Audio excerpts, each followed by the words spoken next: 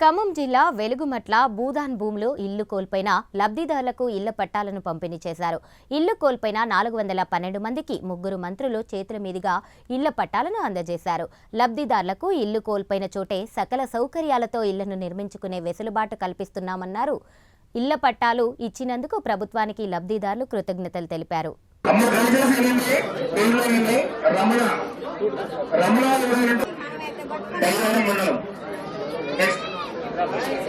ఎక్కడైతే కూలగొట్టారో అక్కడనే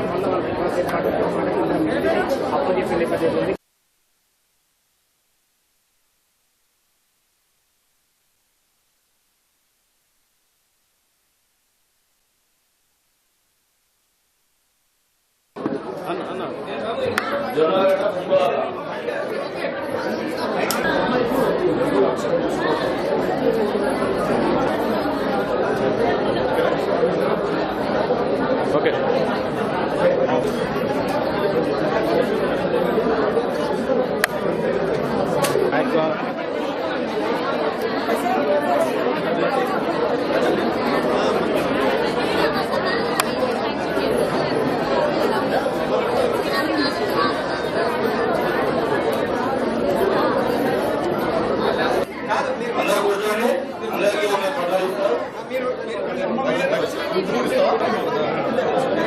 అమ్మా మీరు సైలెంట్ గా ఉంటే పిచ్చుడు క్లియర్ కనపడుతుందమ్మా.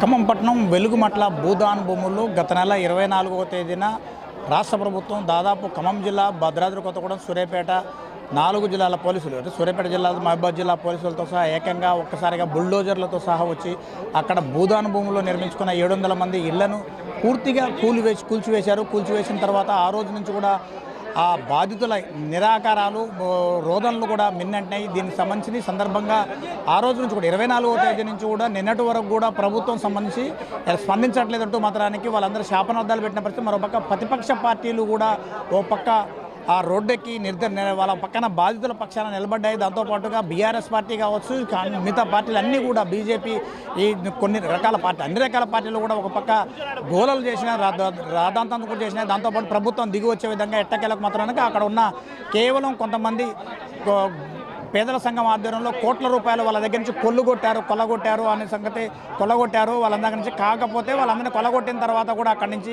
కూల్చివేసే విధానంలో తప్పు ఉందని ఒకప్పటికీ ప్రభుత్వాన్ని ప్రశ్న చేసిన అంతమంది కూడా ఎట్టకెలకి ఈ రోజు మాత్రానికి రాష్ట్ర ప్రభుత్వం 311 మందికి ఇళ్ల స్థలాలతో పాటుగా వాళ్ళందరినీ కూడా అక్కడికి ఇచ్చి సంతృప్తి చెందడంతో ఒక్కసారిగా పేదలంతా సంతోషంగా. అమ్మ చెప్పండి అమ్మా, ఎట్లా ఉంది ఈ రోజు మీకు? ఆ రోజు కూలగొట్టినప్పుడు ఎట్లా ఉంది, ఈ రోజు ఎలా అనిపించింది, ఏమనిపించింది? అసలు ఎవరికి ప్రైవేట్ జాబ్ చేస్తే ఒక గంట ఆలస్యం అయితే మమ్మల్ని వెనక్కి పంపిస్తారేమోననే భయం ఉందన్నమాట.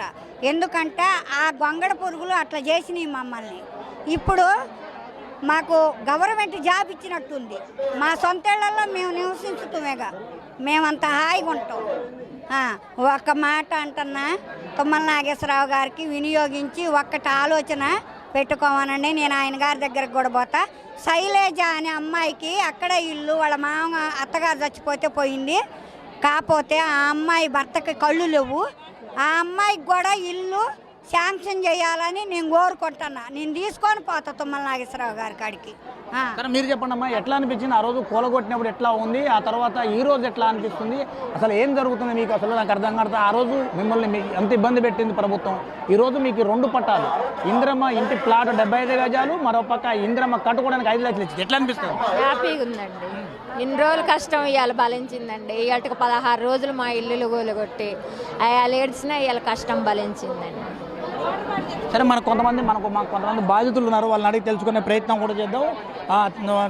అమ్మ, ఎలా అనిపిస్తుంది? ఆ రోజు మీ ఇండ్ల మీదకి ఏకంగా బుల్డోజర్లు, అందరు ఆఫీసర్లు వచ్చి మీ సామాన్లన్నీ బయటపడేశారు, కూలగొట్టారు. ఆ రోజు ఏడ్చుకుంటూ ఆకారాలతో మరి ఈ రోజు సంతోషం అనిపిస్తుందా? ఏమనిపిస్తుంది అసలు? అనిపిస్తుంది సార్. ఎన్నాళ్ళున్నా మాకు ఆ చీకటి బతుకులు పోయి వెలుతురు బతుకులు వచ్చినాయి సార్. 10 ఏళ్ళు 9 ఏళ్ల నుంచి మేము చాలా కష్టాలు పడ్డాం. కరెంట్ లేకపోయినా దీపాలు పెట్టుకొని లైట్లు వెలిగించుకొని ఉండి పాములు పురుగు పూసి అన్ని ఇబ్బందులు పడ్డాం. రోడ్లు లేవు, ఇప్పుడు అన్నీ ఇస్తా అంటే చాలా సంతోషంగా ఉంది సార్. వాళ్ళకందరికీ కృతజ్ఞతలు. సరే, మరో బాధితురాలు ఉన్నారు, వారిని అడిగి తెలుసుకునే ప్రయత్నం. అమ్మ చెప్పండి అమ్మా, చంటి బిడ్డతో ఉన్నారు మీరు, ఆ రోజు ఎంత ఇబ్బంది పడ్డారు, ఈ రోజు పరిస్థితి ఏంది, ఈ రోజు ఎంత సంతోషంగా ఉన్నారు? చాలా ఇబ్బంది పడ్డాం మేము. ఈరోజు ఈ పట్టా ఇవ్వడానికి మంచిగా చేశారు. పొంగులేటి శ్రీనివాసరెడ్డి గారు, భట్టి గారు మాకు చాలా హెల్ప్ చేశారు. ఇది ఇవ్వకపోయి ఉంటే మేము అనాథలు అయిపోయే వాళ్ళమే. మీరు చెప్పండి అమ్మా, ఎట్లా అనిపిస్తుంది ఈ రోజు, ఏమనిపిస్తుంది? హ్యాపీగా ఉంది. 2 వారాల నుంచి ఒకటే ఇబ్బంది పడుతున్నాం. అక్కడ కూడా కరెంటు, నీళ్ళు, ఏ ఫెసిలిటీస్ లేవు. కానీ ఇప్పుడు ఒక పరిష్కారం అనేది దొరికింది. చాలా అంటే చాలా హ్యాపీగా ఉంది. మీరు చెప్పండి అమ్మా, ఆ రోజు మీ ఇళ్ళకి ఇప్పుడు మీరు అక్కడ పేదల సంఘం ఆధ్వర్యంలో వేసుకున్నారు, అక్కడ నీళ్లు లేవు, ఏమీ లేవు, రాత్రి అయితే చీకటి, ఒకళ్ళ కనపడాలని మంత్రులు కూడా చెప్తున్నారు. ఈరోజు 15 రోజులు మీరు అక్కడ మీకు ఆశ్రయం కూడా కల్పించారు అంబేద్కర్ భవన్లో. ఈరోజు మీకు పట్టాలు ఇచ్చారు, పట్టాలతో పాటు ఇల్లు కట్టుకోవడానికి 5 లక్షలు కూడా శాంక్షన్ చేశారు. ఎలా అనిపిస్తుంది? చాలా సంతోషంగా ఉంది సార్. అప్పుడు చీకట్లో ఉన్నట్టుకుంది, ఇప్పుడు వెలుగులోకి తీసుకొచ్చారు సార్. కాంగ్రెస్ ప్రభుత్వానికి మేము చాలా ధన్యవాదాలు తెలుపుకుంటున్నాం. మాకు చాలా సంతోషంగా ఉంది సార్.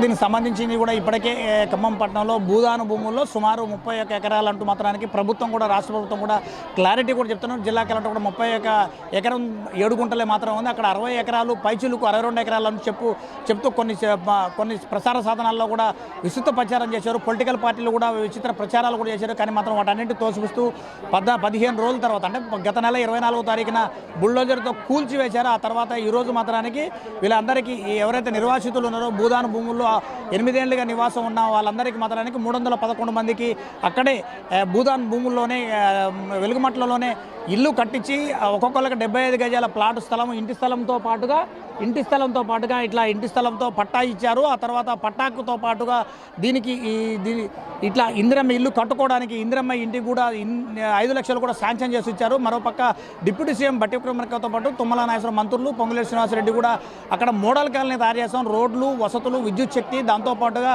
మోడల్ ఒక స్కూల్ను కూడా ఏర్పాటు చేస్తాం, మరోపక్క షాపింగ్ కాంప్లెక్స్, దాంతోపాటుగా కమ్యూనిటీ హాల్ను కూడా నిర్మించిస్తాం అని చెప్పి ఒక పక్క వీళ్ళు మంత్రులు, డిప్యూటీ సీఎం కూడా చెప్తున్నారు. వీరంతా సంతోషం కూడా వ్యక్తం చేస్తున్నారు.